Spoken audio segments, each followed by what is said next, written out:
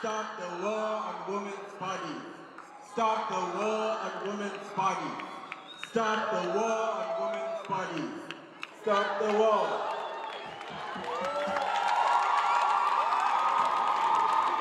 This is the third silent protest to be held in Durban in South Africa, and it was held on the Durban University of Technology Steve Biko campus. From early in the morning, there was a steady stream of students arriving to take part in the protest action, with a number of them being identified as survivors. Violence against women is a crisis in South Africa, and events like this go a long way towards raising awareness of gender violence as an issue. I asked Larissa Klosinger of the AIDS Healthcare Foundation about the events on the day. AHF works quite closely with DUT on this protest. The purpose of the protest is to highlight the critical need to address the parallel epidemics of gender-based violence on the one hand and HIV on the other. So this is the third year that we've run the protest in Durban, and for us it's an opportunity to raise awareness of post-exposure prophylaxis and participate in a conversation with young people about the issues that they're facing. Looking at the crowd today, I have to say I'm really impressed by the participation across the board of students and staff.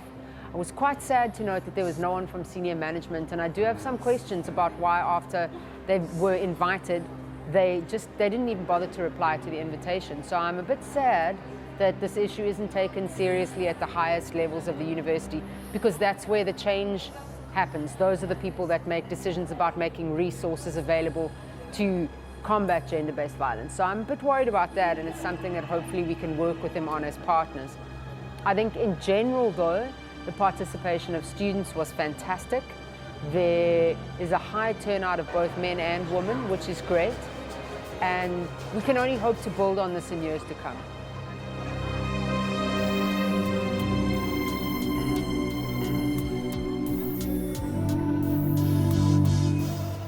The silent protest is one of those strange protests where it isn't just one thing. So South Africans, generally speaking, when you say protest, they assume there's going to be a march. So what we try and do is we try and have a series of events that can engage people and get them to start thinking out of the box about gender-based violence. The protest was begun originally 10 years ago because we recognized that people live in silence all the time, every day.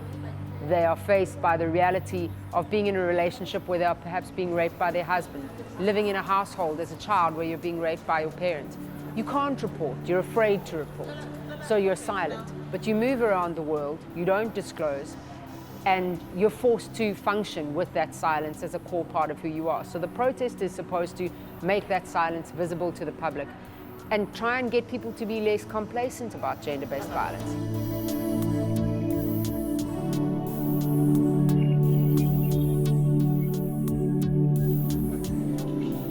The march was part of that process for us. It was about moving the protest out of a context that's contained with only students and taking it to the public, getting people to start thinking, well, what is going on? And it's unusual to see all these people not making a noise. Normal student protests are noisy. What's this about?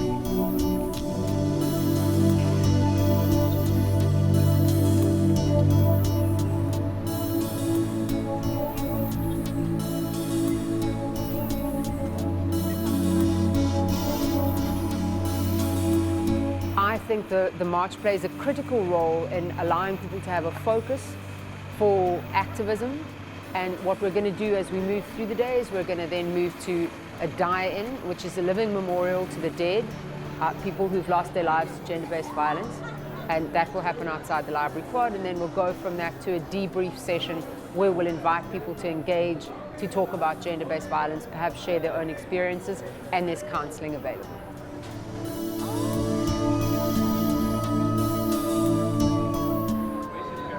The silent protest is going international. We're moving out of South Africa because this is a global issue and it's becoming a global protest. So last year it took place in Jamaica and Guatemala.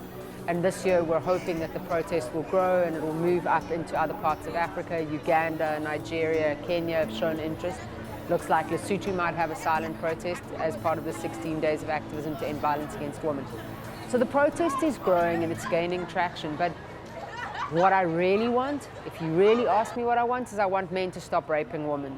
And if this protest can get even one man to start thinking about their levels of impunity, the way that men and the male gaze takes women and consumes them without any consequence. If even one man stops and reflects and starts thinking, perhaps I need to be a partner to women rather than a predator of women, I think that's a win.